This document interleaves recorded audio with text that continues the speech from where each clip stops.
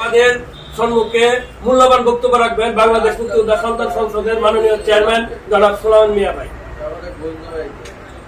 বিসমিল্লাহির রহমানির রহিম। উপস্থিত আমার সহযোদ্ধা বীর মুক্তিযোদ্ধার সন্তান ভাই বোনেরা, সবাই আমার সংগ্রামী সালাম। আসসালামু আলাইকুম।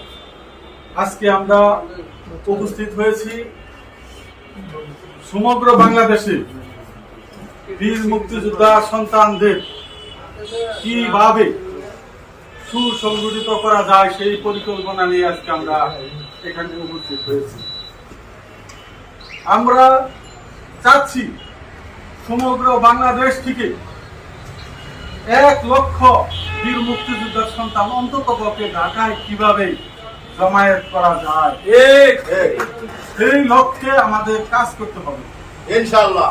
আজকে ফেসবুকে আমার অনেক ভাইয়েরাই প্রশ্ন করে মুক্তিযোদ্ধারা বিভিন্ন জায়গায় অপমানিত হয়, সন্তানরা অপমানিত হয়, বিভিন্ন জায়গায় ভাঙচুর করা হয়, আমরা কিছুই করতে পারি না। আসলে দুর্বলরা তো কিছু করতে পারে না, সত্য কথা এটা, প্রতিবাদ করতে পারে না। আজকে উপজেলা লেভেলে যদি শক্তিশালী সংগঠন থাকে, ওই উপজেলা বীর মুক্তিযোদ্ধা পরিবার সহ সকল জনগণ নিরাপদ থাকবে। আর এই কারণেই তো বাংলাদেশকে স্বাধীন করেছে আমার পিতারা, আমার চাচারা। আর সেই লক্ষ্যেই আমরা সমগ্র বাংলাদেশে সকল জেলা উপজেলায় বহির্বিশ্বে দেশের বাইরে যারা থাকে, আমরা সবার কাছে বাংলাদেশ মুক্তিযোদ্ধা সন্তান সংসদের বার্তা প্রেরণ করতে চাই। আমাদের উদ্দেশ্য লক্ষ্য আমরা তাদেরকে জানাতে চাই। আরেকটি সংগঠন করতে গেলে সরকারের অনুমতি, নিয়মকানুন, নীতিমালা মেনে সেই সংগঠন করতে হয়। আজকে বিভিন্ন সংগঠন আমরা দেখি, ফেসবুকে দেখা যায়, তাদের অবস্থান কি, আমাদের অবস্থান কি, সেগুলো বিবেচনা করার দায়িত্ব বীর মুক্তিযোদ্ধা সন্তানদেরই। তাদেরই পরীক্ষা নিরীক্ষা করে দেখতে হবে যে কোনটা সঠিক।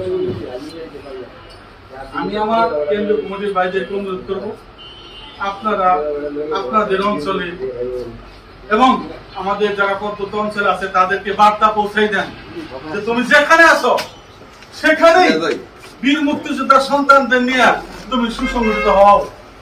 ওই এলাকায় 10 জন না, আমরা 5 জন তো খুঁজে পাবা, 5 জনকে নিয়ে সুসংগঠিত হও ইনশাআল্লাহ। যেখানে বীর মুক্তিযোদ্ধা পরিবার বিপদে সেখানে দৌড়িয়ে যাও, আমার সাথে যোগাযোগ করো, আমি আপনাদের পাশে আছি।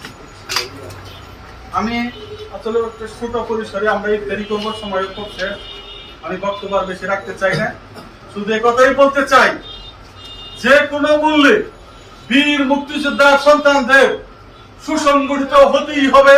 আর আমরা সুসংগঠিত হতে পারলে বা হইলে আমরাই বাংলাদেশের সবচাইতে বড় শক্তি। আমাদেরকে বাদ দিয়ে বাংলাদেশে কিছুই হবে না। আজকে স্বাধীনতা বিরোধীরা ক্ষমতায় যাওয়ার স্বপ্ন দেখে, আর যারা দেশ স্বাধীন করছে তাদের সন্তান হয়েও আমরা সেই স্বপ্ন কেন দেখতে পারবো না? আমি আমার বক্তব্য শেষ করলাম। সবাই ভালো থাকবেন।